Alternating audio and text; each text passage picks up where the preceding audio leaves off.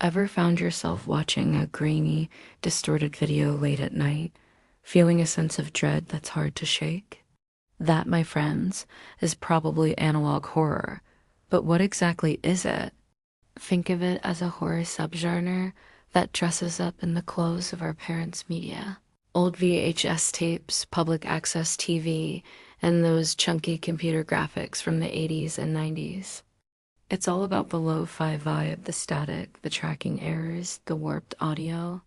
Instead of jump scares, it creates this deep, creeping paranoia.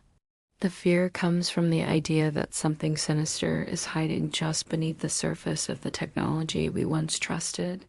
So where did this all come from? Well, it's basically the weird cousin of the found footage genre. You know, movies like The Blair Witch Project.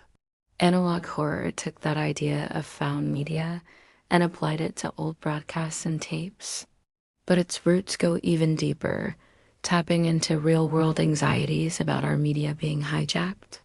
Back in 1938, Orson Welles' War of the Worlds radio broadcast famously tricked listeners into believing a real alien invasion was happening.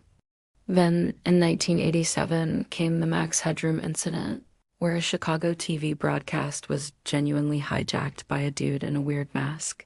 It was never solved. Spooky, right? These events planted the seed. What if the signals we rely on turn against us?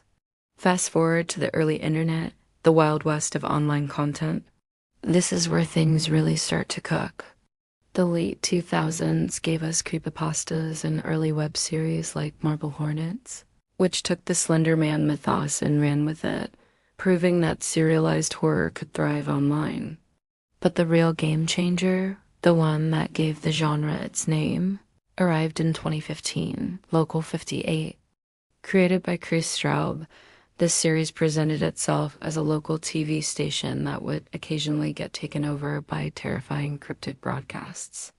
One minute you're watching a peaceful stargazing program, the next, the emergency alert system is telling you to look at the moon and, well, let's just say it's not good advice.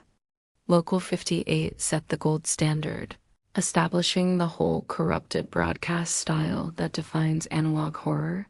After Local 58 opened the floodgates, the genre exploded. Starting around 2019, a new wave of creators took the formula and ran in a dozen different directions.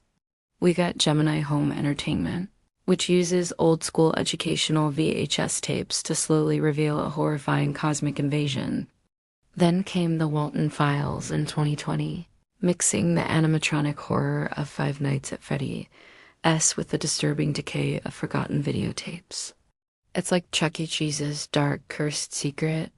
Around the same time, the Monument mythos used a mock documentary style to create an alternate American history where national monuments are, well, let's just say, not what they seem in our reality. But the current titan, the one that truly launched analog horror into the mainstream, is the Mandela Catalogue. Starting in 2021, Alex Kister's creation blends religious themes and creepy PSAs to introduce the terrifying concept of alternates, supernatural doppelgangers that are just wrong.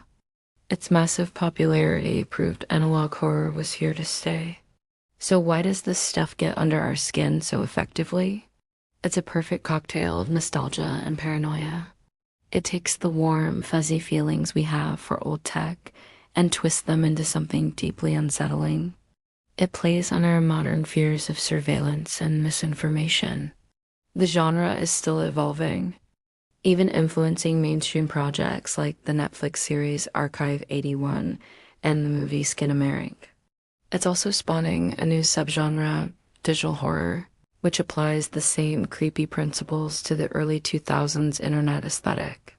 So the next time you see a glitchy video online, you might want to think twice before you click play. Thanks for tuning in. If you enjoyed this deep dive, don't forget to hit that like button, subscribe for more content, and ring that notification bell. Let me know your favorite analog horror series in the comments below. Stay safe out there.